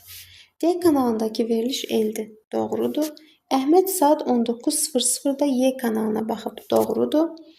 Sonra Əhməd saat 21:00-da K verilişinə, xeyr, 23-də baxıb K-ya. Saat 22:00-da N verilişi başlamışdır. Doğrudur. Doğru olanlar 2-ci, 3-cü və 5-ci olacaq. Gəldik 47-ci suala. 47-ci sualda diqqət eləsək, nələr qeyd olunub? Bölməklə, şifrəli əməllərlə bağlı bir sual nümunəsidir. STUV-ni PV-yə bölünür, NP-S alır. İndi diqqət eləsək, PV-nin bölmədə əsas qayda, prinsip budur ki, PV-nin N-ə vurulmasının nəticəsi VU-dur. Daha sonra PV-nin P-yə vurulmasının nəticəsi CCC-dir. Daha sonra PV-ni C-yə vurub elə PV alıb. Bu nə deməkdir? PV ədədini C-yə vurub elə PV alırsa, buradan C1 olmalıdır. C-yə 1 yazanda bu oldu 111, bu da oldu 110 neçəsə. İndi 111 nəyin nəticəsidir? Diqqətlə baxaq. Buradakı 111 PV ədədinin P-yə vurulması nəticəsidir. Yazırıq PV vurulsun P bərabərdir 111. Aydındır ki, P-ni P-yə vurub neçəsə yadda olub 11 yazırsa, burada P ancaq 3 ola bilər. Və biz 37-ni 3-ə vursaq 111 ala bilərik. Ancaq və ancaq. Onda belə çıxır ki, PV-miz 37 imiş. P-yə də yazıram 3. Onda P-yə 37 yazandan sonra buradan onu tapmaq rahatdır. U-dan 1-i çıxıb və 3 alıbsa, U çıxılsın 1 3-ə bərabərdirsə, onda buradan O olur 4. Cavabımız olacaq 4. 48. Elə 3 ədəd verilib ki, ədədlərdən biri 2 rəqəmli, digər ikisi isə 3 rəqəmlidir. Bir dənəsi deməli 2 rəqəmlidir, 2 dənəsi də 3 rəqəmli ədəddir. Bu ədədlərin ədəd ortası 98. Ədəd orta nə deməkdir? Topla və böl 3-ə. Toplayıb sayına bölmək ədəd orta çıxarmaq deməkdir. Deyir, bu ədədlərdən böyüyü maksimum böyüyün maksimum qiymətini tapın. İndi düşünək. Böyüyün maksimum qiymətini tapmaq istəyiriksə, yerdə qalanlar ən kiçik olmalıdırlar. Ən kiçik olması üçün deməli bu 3 rəqəmli ədəd də ən kiçik olmalıdır, bu 2 rəqəmli ədəd də ən kiçik olmalıdır. Amma elə bir şərt ödənməlidir ki, deyir ədədlərdən biri o birisindən 3 dəfə böyük olsun. Yəqin ki, 2 rəqəmli ədəddən 3 dəfə böyük olan 3 rəqəmli ədəd olmuş olar da. Yəni bunu yaza bilərik. İndi nəyə diqqət eləyək? Burada 3 ədədin ədədi ortası 98-dirsə, o 3 ədədin cəmini tapmaq olar. 98-i 3-ə vursam, eləyəcək 294. Deməli, 3-ünün cəmi etməlidir 294. Və bu 3 rəqəmli ədədin ən kiçik qiyməti neçə ola bilər ki? Bu birisinə ən böyük qalması üçün bu ən kiçik olmalıdır da. Ən kiçik 3 rəqəmli ədədimiz 100-dür. Amma belə bir məsələ var. 100-dən 3 dəfə kiçik olan 2 rəqəmli ədəd yoxdur. 101 də yoxdur. Bu ancaq 102 olar. Çünki 102 hansısa 2 rəqəmli ədədin 3 mislidir. 34-ün. 34-ü 3-ə vursaq alarıq 102. Deməli, bu ədədlərdən biri 34 imiş. Biri də 102 imiş. Mən bunları toplasam, alaram 136. Və mən 3-cü ədədin ən böyük qiymətini tapmaq istəyirəmsə, 294-dən də yerdə qalan 136 bu ədədlərin cəmini çıxarıq və cavabı alarıq 158. Deməli, bu 3 rəqəmli ədədin ala biləcəyi maksimum qiymət 158-ə bərabərdir. Keçdik 49-cu suala. 49-cu sualın mahiyyəti nədən ibarətdir? Və burada 9 dənə fiquru fırlatmadan bu qutuların içərisinə elə yığmalıyıq ki, qonşu xanada olan ədədlər eyni olsunlar. Yəni, müxtəlif fiqurlara aid olan qonşu ədəd eyni olsun. Bu deməkdir ki, məsələn, mən bura 2 yazıramsa, burada 2 olmalıdır. Bura 4-dürsə, burada 4-dür. Məsələn, bura 3-dürsə, burada 3-dür. Bura 1-dirsə, bu da 1-dir. Yəni, bu şəkildə baxmaq lazımdır. İndi bu sualı işləyəndə əsas bizə ipucu, bizə kömək olan nədir? Bizə kömək olan burada istifadə olunan rəqəmlərdə yuxarıda olub aşağıda olmaması, aşağıda olub yuxarıda olmasın, sağda olub solda olmasın və yaxud da ki, solda olub sağda olmasın. Bax, bunlardır. Diqqət eləsəniz, bax, 4 solda var. Məsəl üçün, 4 aşağıda var. 4-dən sağ tərəfdə var. Amma 4-dən, baxın, yuxarı künclərdə heç 4 yoxdur. 1-dir, ancaq 2-dir və 3-dür. Heç yuxarıda 4 yoxdur. Yuxarıda 4 yoxdursa, bəs mən bu aşağısında 4 olan ədədləri hara yazmalıyım? Bax, aşağısı 4 olan ədədləri ən axıra yazmalıyım. Çünki mən gətirib bu qutunu, bax, tutaq ki, yazdım ortaya. 2, 3, 4, 1. Onda mənə yuxarısı 4 olan hansısa bir qutu lazımdır. Yuxarısı 4 olan qutuda olmadığına görə biz bu aşağısı 4 olan qutuları ən aşağıya atmalıyıq ki, onlara qonşu tapa bilməyək. 4-ləri atdım aşağıya. İndi aşağısı 4 olan qutular, baxın, diqqət eləyək və bunlardır. 1, 2 və bu 3. İndi bu qutuları elə yan-yana yığmalıyıq ki, qonşular eyni olsun. Məsələn, mənim buna baxıram, buna. Bunun sağ tərəfində olan 1-ə verəcəyim heç bir qonşu yoxdur. Deməli, sağına heç nə yaza bilmirəmsə, onda soluna bu qutuları qoymalıyam. Sol tərəfi 3 olan hansı var? Bax, əlimizdə. Solu 3 olan və bu var. 3-dür, aşağısı 4-dür, solu 2-dir, üstü 1-dir. İndi bir dənə baxın, bu 2-yə verəcəyim qonşu var. Sağı 2 olan bu. Burası 2 olur, bu 1 olur, bu 3, bu da 4. Onda biz ən alta bu şəkildə qutuları yerləşməliyik. 4, 1, 2, 3. İndi bura 3-dürsə, bu da 3-dür. Aşağısı 4, sağı 3 olan 1, 2 var. Aşağısı 4, sağı 2 olan 4, 2, 1, 3 var. İndi yazırıq bunları eyni şəkildə. Əgər bura 1-dirsə, D də 1-dir. 1-dirsə, bu da 1-dir, bu da 2-dir. Baxırıq nəyə?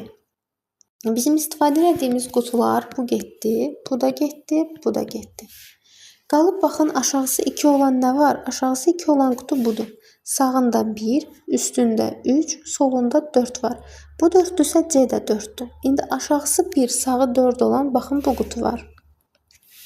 Aşağısı 1, sağı 4, üstü 3, solu 2-dir. Bu da getdi. İndi aşağısı 1, sağı 2 olan 3, 4 var. Bu qutuda getdi. İndi bura 3-dürsə, bu hissələr də 3 olmalıdır.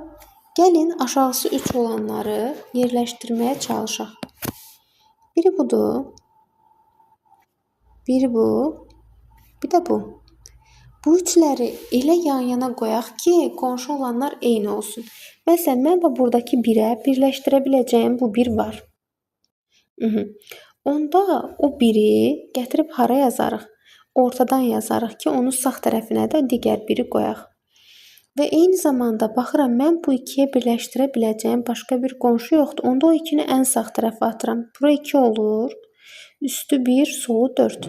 Baxın, bura 4-dürsə, bu da 4-dür. Aşağısı 3, sağı 4 olan nə var əlimdə? 3, 4, 2, 1 var. Daha sonra aşağısı 3, sağı 1 olan, yuxarısı 2, solu da 4 var. İndi diqqət eləyək. Bütün cədvəli doldurduq. Burada A-nın yeri 2, B-nin yeri 3, C olur 4, D də oldu 1. Nə istəyir bizdən? Hərflərə uyğun rəqəmləri şəkildəki həmin hərflərin yerinə düşəcək ədədlərin artma ardıcıllığı ilə düzün. Hərflərin artma ardıcıllığı deməli D-dir.